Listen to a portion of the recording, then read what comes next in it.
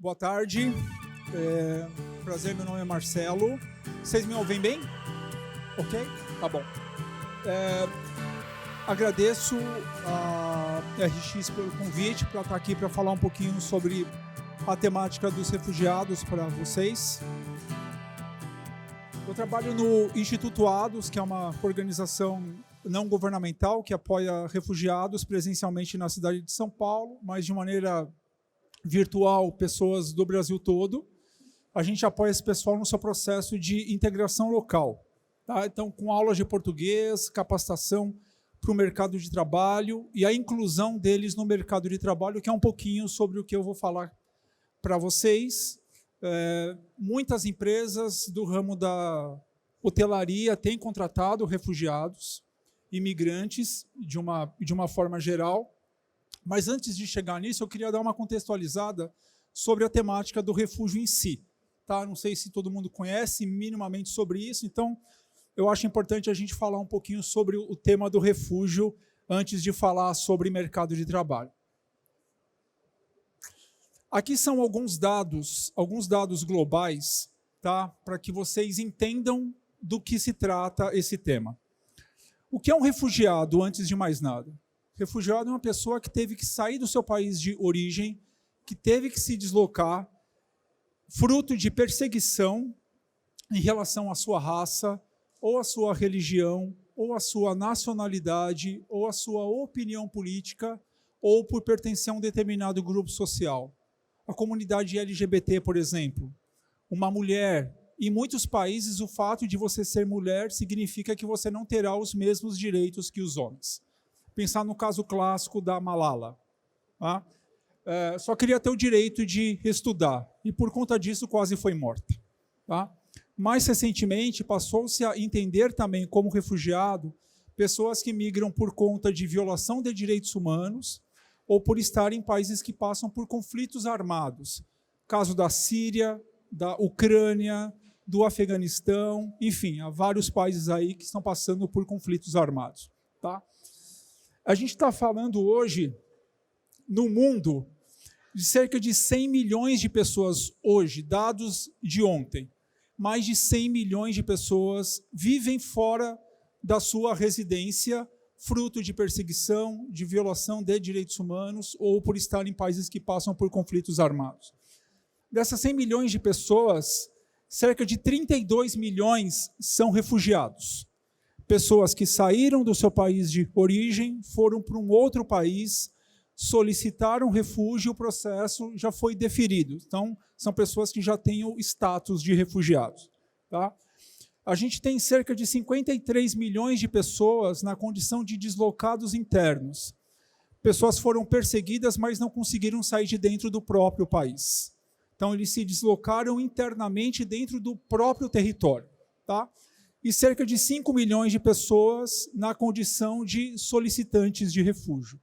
Chegaram no país, pediram refúgio, mas o processo ainda está em tramitação. Tá? Dois dados importantes: cerca de 83% dessas pessoas estão em países pobres ou em países em desenvolvimento, não estão em países ricos. Porque a lógica da migração em busca de refúgio é: eu saio do meu país e vou para um país mais próximo. Eu vou para os países que fazem fronteira com o meu país. Tá? Esse dado, esse mapinha aqui, eu acho que reforça isso. Quanto maior a bolinha, maior a quantidade de pessoas na condição de refugiado. Olha o tamanho da bolinha do Brasil. Olha o tamanho da bolinha na Turquia, por exemplo, no Paquistão, em Uganda, no Sudão. São os países que mais recebem refugiados no mundo. Então, os conflitos estão aonde? No Oriente Médio e na África, com raríssimas exceções. Hoje, a Ucrânia é uma exceção. Tá? Então, a pessoa sai da Síria, vai para a Turquia. A pessoa sai do Congo, vai para o Sudão, vai para a Uganda. Tá? O Brasil está muito distante dos principais focos de conflito no mundo. Poucas pessoas vêm para cá. Tá? Esses dados em vermelho é restrito aos venezuelanos. Os em azul, refugiados de quaisquer países. tá? O Brasil ainda recebe pouca gente. Olha a quantidade de venezuelanos se comparado com Colômbia, com Equador. Então, assim, falar que o problema do refúgio é um problema dos países ricos é um equívoco. Tá? Essas pessoas estão dentro do próprio continente africano e no Oriente Médio. Tá? Esses são os países que mais geram refugiados no mundo hoje. Tá? Exceção feita aqui, tem um dado que está faltando, que é o de ucranianos. A gente tem hoje cerca de 5 milhões de ucranianos no mundo. Tá? Eles não estão nessa lista aqui. Só de sírios, a gente está falando de quase 7 milhões de pessoas. Só da Síria. Tá? Venezuela, pouco mais de 4 milhões. Afeganistão é um problema recente. Tem muita gente do Afeganistão chegando ao Brasil hoje. Já são quase 3 milhões de pessoas. Por aí vai. Então vejam que onde estão os conflitos? Os conflitos também estão no Oriente Médio e na África. Tá? E para onde essas pessoas vão? Esses são os países que mais recebem refugiados, que mais acolhem refugiados. A Turquia tem quase 4 milhões de pessoas. Tá? A Colômbia, quase 2 milhões de pessoas. A maioria dos venezuelanos que migram vão para a Colômbia. Tá? Uganda, Paquistão. A Alemanha é um ponto fora da curva. É o país dentro do continente europeu que mais acolhe refugiados. Tá? Eu trouxe um slide para falar só da Ucrânia, que é uma questão mais recente. Então, a gente está falando de cerca de 7 milhões hoje de pessoas que já saíram do país. Isso representa 1/3 da população. 1/3 da população ucraniana já saiu do país. Tá? E para onde essas pessoas vão? Para os países vizinhos. Quase 4 milhões está na Polônia, que é um país que faz fronteira. Outros países como Hungria, Eslováquia, Moldávia, Romênia, são todos países que fazem fronteira ali. Inclusive a Rússia. Então, muita gente sai da Ucrânia e vai para a própria Rússia, que está em conflito com a Ucrânia. Tá? Enfim, essa aqui é um pouco da realidade. Um dado alarmante.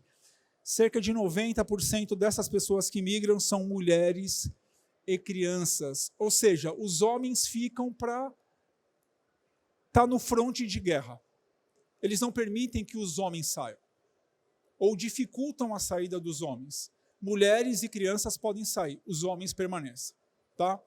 Então, essa é a realidade, assim, linhas bem gerais desse âmbito global. Aqui a gente vai falar um pouquinho dos dados de refúgio no Brasil. A gente está falando no Brasil hoje de cerca de 65 mil refugiados, pessoas já com status de refugiados, e aproximadamente 150 mil solicitantes de refúgio. A maioria dessas pessoas vem da Venezuela, seguido de sírios, congoleses, República Democrática do Congo, país que está em conflito há quase 25 anos. País que mais vitimou pessoas desde o final da Segunda Guerra Mundial. Tá? Enfim, nós temos pessoas no Brasil hoje de 72 países diferentes. Tá? Essas pessoas chegam ao Brasil, pedem refúgio na Polícia Federal. Tá? Eles passam por uma entrevista, eles ganham um protocolo. Então, a gente não lida com pessoas indocumentadas. Todo mundo está aqui com RNM, com carteira de trabalho, CPF, podem trabalhar, estudar, sem nenhum problema. Tá?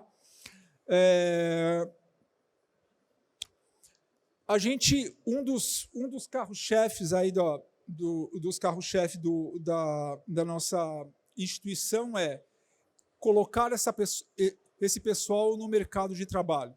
Tá? Por que contratar essas pessoas? Tem empresas que têm motivações distintas, diferentes. Tá? A gente poderia estar falando de um apoio genuíno à causa do refúgio, tá? Você se vincular a uma causa, a uma questão internacionalmente relevante. A gente está falando hoje de conflitos não só na África, onde pouco se fala. A gente está falando hoje de conflitos na Europa, que tem repercussão mundial e que afeta todos os países. Vídeo que está acontecendo na Ucrânia. Então, isso afeta o nosso bolso. E quando afeta o nosso bolso, as pessoas passam a olhar com mais atenção. Infelizmente é assim. Tá? A gente está falando de contratação de profissionais muito qualificados. Essa é uma questão importante. Quando se fala de refúgio, a tendência é que as pessoas levem para o lado da caridade, que as pessoas levem para o lado da vitimização, que as pessoas levem para o lado do estereótipo, dos preconceitos. Tá? Tem dados recentes no Brasil, um estudo recente do governo federal, que dão conta de que, da totalidade de refugiados que nós temos no Brasil, cerca de 25% deles têm graduação, completa ou incompleta. Conheço diversos médicos, engenheiros, advogados, tem muita gente extremamente qualificada. Refugiado é uma condição temporária e que ninguém de nenhum país está livre disso. Tá? Pode ser que pinte alguma coisa no Brasil e a gente tenha que sair daqui fugido do dia para a noite e deixar tudo para trás. É o que aconteceu, é o que está acontecendo com milhões e milhões de pessoas mundo afora. Tá? Os idiomas que falam, tá? Exceção feita aos angolanos, todos os refugiados que moram no Brasil dominam um outro idioma. Ou inglês, ou francês, ou espanhol, ou árabe.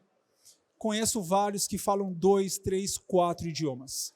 Porque muitas vezes o Brasil não foi o primeiro país em que eles vieram. Antes de chegarem ao Brasil, eles passaram por outros países. Então, eles têm um bom conhecimento de vários idiomas. E quando você fala de África, principalmente, a gente não pode esquecer do processo de colonização. Então, mesmo sendo de países da África, grande maioria deles ou fala inglês ou fala francês. Tá? Então, ele já vem com essa qualificação para cá. Tem muitos hotéis, restaurantes contratando refugiados. Imagina você ter, por exemplo, uma camareira que fala inglês e francês. Você tem um garçom que fala 2, 3 idiomas. Isso para eles é natural. Tá? Então, assim, a gente vem sendo procurado por muitas empresas desse ramo de hospitalidade de uma forma geral, por conta não só da qualificação profissional dessas pessoas, mas principalmente pelos idiomas que eles dominam. Tá? Então, isso tem sido muito bacana e pela vivência internacional que essas pessoas têm. Tá? Isso também é muito importante. Tem uma questão de diversidade, então, cada vez mais empresas de médio e grande porte que têm políticas estruturadas, fortalecidas de diversidade, têm incluído a temática do refúgio dentro dessas políticas. Tá? A temática do refúgio ela é transversal, então não necessariamente precisa ter a temática do refúgio diretamente ali dentro. Que você está falando de refúgio, você está falando de raça, você está falando de gênero, você está falando da questão da comunidade LGBT.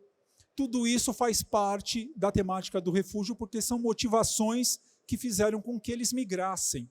Então, não necessariamente precisa ter a temática do refúgio diretamente embutida ali. Tá? E como eu falei, no caso da rede hoteleira, um diferencial primordial a questão dos idiomas que eles dominam, e o que a gente tem ouvido muito, a questão do comprometimento. Tá? Do compromisso deles com o trabalho, porque o trabalho para eles aqui é uma questão de sobrevivência.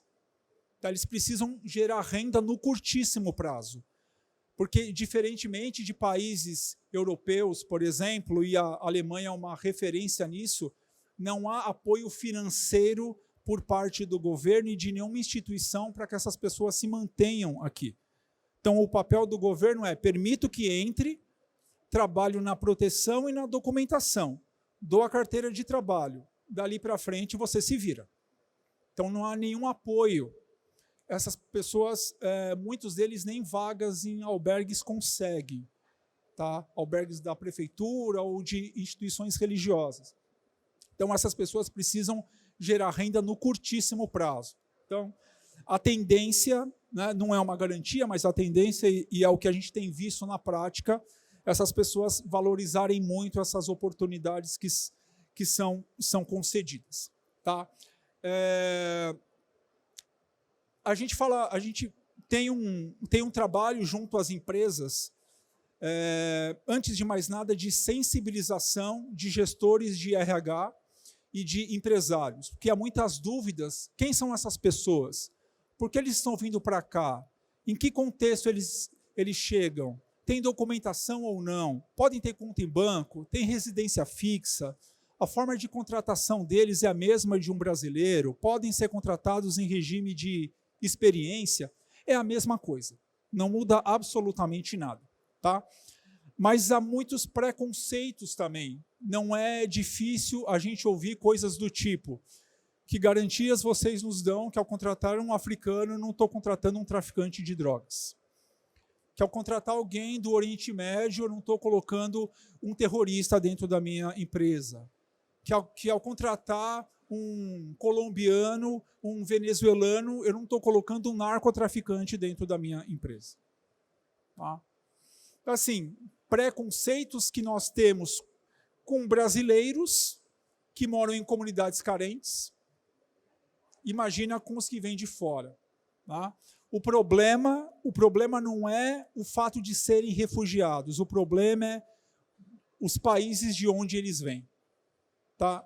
A questão é essa. Então, há muitos preconceitos, há muitos estereótipos que nessas conversas a gente tenta esclarecer com base em dados concretos. Tá? Então, para um imigrante, é um recomeço. Imagina você hoje sair daqui, você é um advogado, é um médico, é um empresário, e por conta de um conflito você tem que abandonar tudo, deixar tudo para trás, ir para um outro país em que você não domina o idioma, em que você não tem onde ficar, em que você não tem mais uma rede de relacionamentos, em que você não tem mais nada. A profissão que você tem, a vida que você tem, a sua história, ficou tudo para trás. Você tem que recomeçar do zero. Uma coisa é isso para uma criança, outra coisa para uma pessoa de 40, 50 anos que tem que recomeçar do zero de novo. Tá? Eu sou um médico e, de repente, com todo o respeito, eu vou ser caixa de um mercado. Eu tinha um status X no meu país, eu tenho que descer 15 degraus e recomeçar e começar a remar tudo de novo. Tá? Deve ser extremamente complexo. Tá? Uma questão de segurança social, eu tenho que ter uma fonte de renda, eu tenho que me manter, eu tenho que manter a minha família, né? Se desenvolver profissionalmente. Então, estar dentro das empresas é uma forma dessas pessoas se desenvolverem novamente para terem um recomeço digno de vida. Né? Trocas culturais enriquecedoras. A gente ouve isso constantemente das empresas. Tá? Fala-se muito de inovação, de criatividade. São pessoas que vêm com uma outra cabeça, com uma outra visão de mundo, com uma outra bagagem de vida, com uma outra bagagem cultural, que podem agregar bastante às empresas também. Tá? Para as empresas, diversificação do ambiente da empresa. Eu acho que gera um senso de responsabilidade não só da empresa, mas dos colaboradores em torno daquelas pessoas que passam a compor esse time. Né? Ter pessoas com novas habilidades, possibilidade de aprender sobre novas culturas, expandir o portfólio de atuação. Tá? Quando a gente está falando de processo de contratação, é um pouco do que eu já falei. A gente, antes de mais nada, entra em contato com as empresas para falar da causa, para falar do tema do refúgio, para falar um pouco do histórico dessas pessoas. Tá? Como eu falei, há muitos preconceitos, há uma dificuldade grande para poder trabalhar com esse público. Tá? É importante que as empresas tenham flexibilização, que elas flexibilizem esse processo. Tem empresas de grande porte, por exemplo, que têm no seu cadastro exigências de documentos, como reservista, título de eleitor. Imigrante no Brasil não vota. Nenhum imigrante no Brasil vota.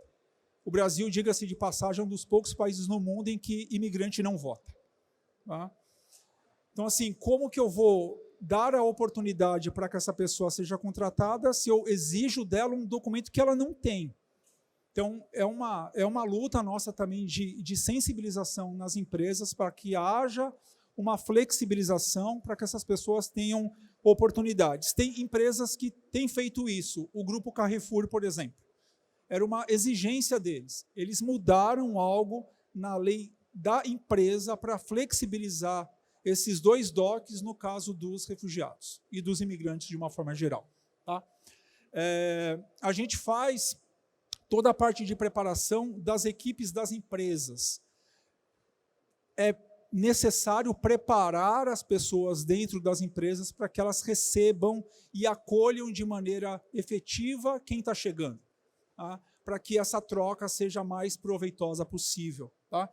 E a gente faz todo o processo de acompanhamento pós-contratação. Contratou, esquece? Não.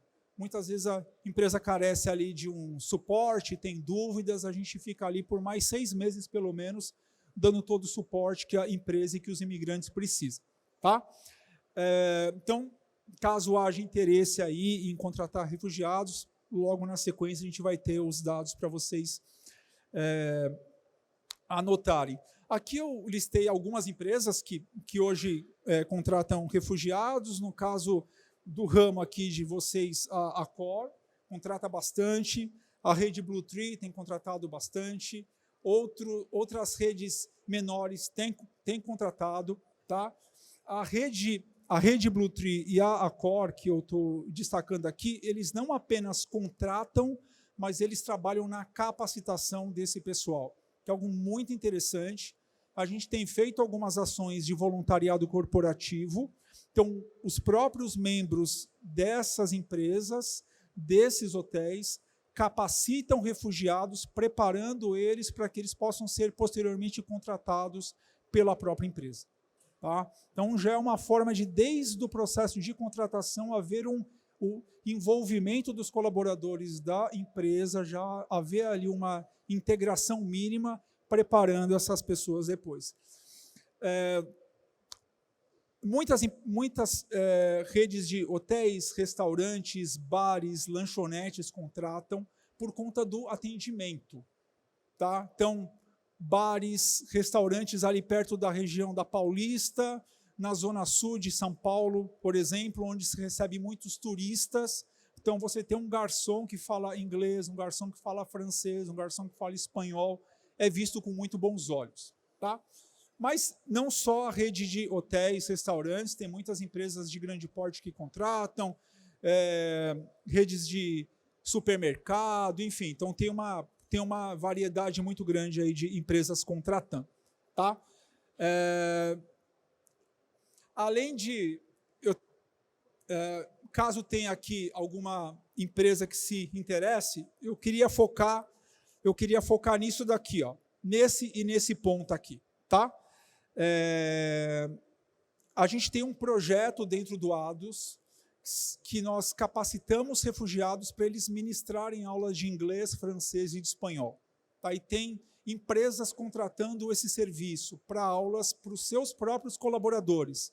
Então, tem redes de hotéis hoje que têm dificuldade de absorver no seu quadro profissionais que dominam outros idiomas. Então, eles estão sendo capacitados por refugiados, tendo aulas de inglês, de francês e de espanhol. Tá? E essa questão dos eventos inclusivos, a gente tem alguns refugiados que são chefes de cozinha, por exemplo, que são músicos, cantores. Então, tem hotéis, restaurantes que estão contratando esses serviços para fazer ações pontuais dentro da rede, para os clientes que estão ali dentro. Tá? Então, a gente já teve workshops de gastronomia, por exemplo. Então, vai ter algum evento dentro do próprio hotel em que vai ter ali uma apresentação com músico refugiado e por aí vai. Tá? Então, só queria trazer isso aqui também como uma possibilidade para vocês avaliarem. Aqui estão os nossos contatos. Tá? Se quiserem entrar em contato, aqui está o telefone fixo do ADOS, e aqui está o meu telefone pessoal. Tá? Então, pode mandar uma mensagem por WhatsApp, reforçando, meu nome é Marcelo, pode me escrever por aqui, se tiverem dúvidas, se quiserem saber um pouquinho mais sobre o trabalho, sobre essa parte de contratação, a gente está à disposição. E, gente, fico aqui à disposição de vocês para a gente poder bater papo e responder as dúvidas que vocês, porventura, têm. Tá bom? Por hora, obrigado.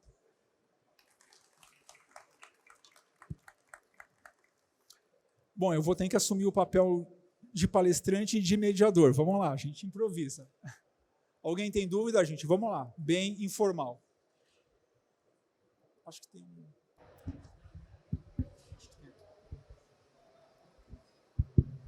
Oi, Marcelo. Meu nome é Daniel. Há algumas perguntas. O projeto ADOS é só aqui em São Paulo ou no Brasil inteiro? Tá. Nós temos base física, sede apenas em São Paulo, mas a gente atende no Brasil todo. Tá? A gente tem contato com muitas empresas que têm escritório em São Paulo, mas que têm fábrica no interior de São Paulo, no norte, no nordeste, enfim. Então, a gente trabalha em rede com outras organizações locais em várias cidades para que eles nos ajudem no contato local com esses imigrantes, com esses refugiados, para que a gente possa oferecer o nosso serviço. Tá? Então, tu consegue pontuar os passos que seriam, por exemplo, uma empresa que nem a nossa, que fica em Santa Catarina, como que ela deveria atuar assim, para buscar refugiados para trabalhar na nossa região, por exemplo, ou na nossa empresa? Tá. Bom, eu acho que tem dois caminhos. Primeiro, a gente poderia indicar organizações locais que estão lá. Tá? A gente tem um mapeamento de praticamente todas as organizações que trabalham com esse público no Brasil todo. Tá? Uma outra maneira é via ADOS, e aí o ADOS faria a intermediação com essas outras organizações para que vocês chegassem nesses imigrantes lá. Uma vez feito isso, as organizações elas trabalham como uma agência de recursos humanos, no sentido de a empresa nos passa o perfil da vaga do candidato. Tá? No caso do ADOS, a gente tem um banco de dados com cadastros de mais de 10 mil pessoas. Com base nisso, a gente constrói currículos e aí a gente pega o perfil da vaga e bate com aquilo que nós temos num banco de dados. Então, a gente tem filtros ali dentro. Tá? Então, se você precisa, por exemplo, de um garçom, por exemplo, a gente põe lá garçom, todo mundo que já tem essa experiência sobe lá na lista. A gente entra em contato com essas pessoas, vê se eles têm o interesse pela vaga, entendo, a gente faz o meio de campo entre eles e a empresa. Então, a gente faz esse match entre as duas partes. Aí a empresa marca um dia para um bate-papo, que pode ser lá na sede do ADOS ou de forma online, tanto faz. E aí a empresa decide quem ela quer contratar. Tá? Depois disso, a gente faz um acompanhamento por mais 6 meses. Isso não tem nenhum custo para a empresa. O nosso trabalho é feito de forma totalmente gratuita. Tá?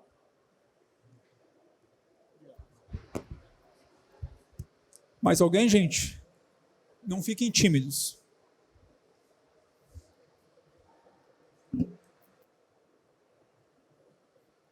Eu acho que esse esvaziamento mostra muito como o tema ainda é tratado.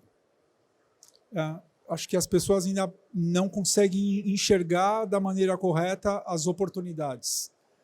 E é uma baita oportunidade, dá uma chance e dá uma oportunidade sem ser redundante a essas pessoas.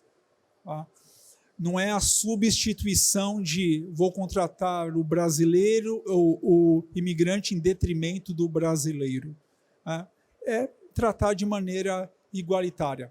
Né? É dar oportunidade a todo mundo. Boa tarde a todos. Na verdade, a gente vai falar um pouquinho da experiência que nós temos. Eu trabalho para ela numa região de fronteira com a Argentina. Ela é proprietária, ela é argentina. E nós temos no hotel pessoas venezuelanas que trabalham para a gente. E devido à oscilação da moeda argentina e da situação também deles, nós temos várias pessoas que trabalham lá.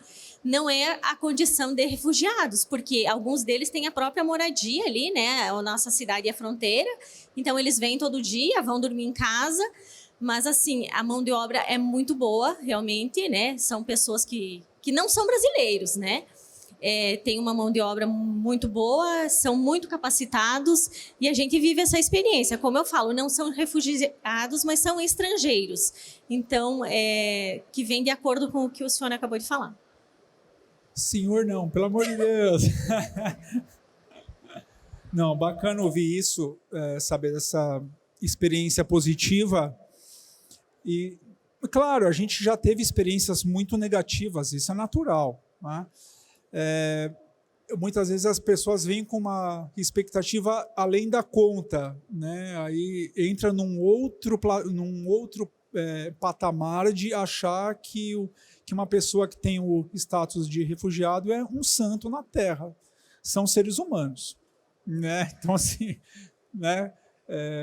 Cometem erros como todos nós, mas de maneira geral as falas que a gente recebe das empresas geralmente são bem positivas. São bem positivas. Mais alguém, gente? Não? Tranquilo? Então tá bom. Vamos curtir o restante do evento. Mais uma vez eu agradeço. Precisar, o contato está aqui, eu fico à disposição de vocês, tá bom? Tchau, valeu.